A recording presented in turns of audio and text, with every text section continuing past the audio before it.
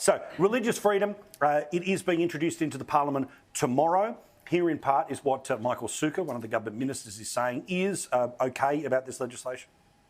Our view as a government is that these laws should be a protection for people of faith, not in any way providing those people of faith with an opportunity to discriminate against anybody else.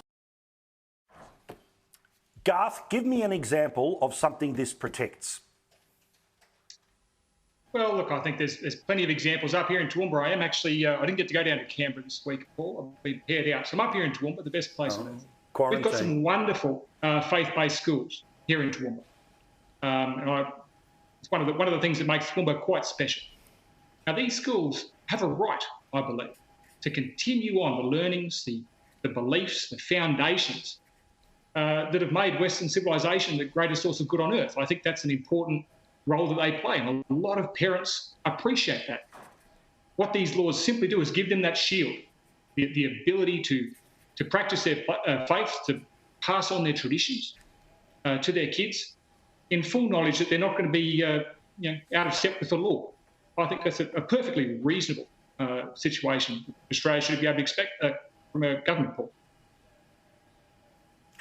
Leisa, Labor says they're going to back it in. They think that there are appropriate precautions here. There's no particular overreach. So what was apparently a potential wedge for the Labor Party disappears, but also a potential defeat for the government disappears, which kind of makes it 0-all, 1-all, doesn't it?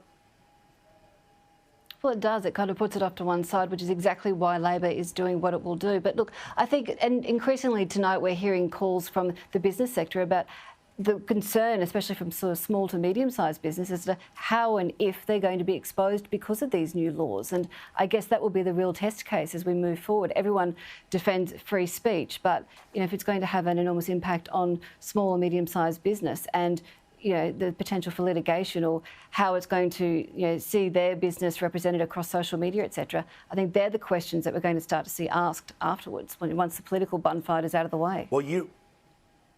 Well, of course, you remember that despite the fact the Labor Party voted to taper off and then eventually remove JobKeeper, they argued against that very decision when it became unpopular a little later. So I have no doubt Labor will be arguing all of the points that you just made, arguing against the thing they actually voted for. But welcome to the each-way world of leadership.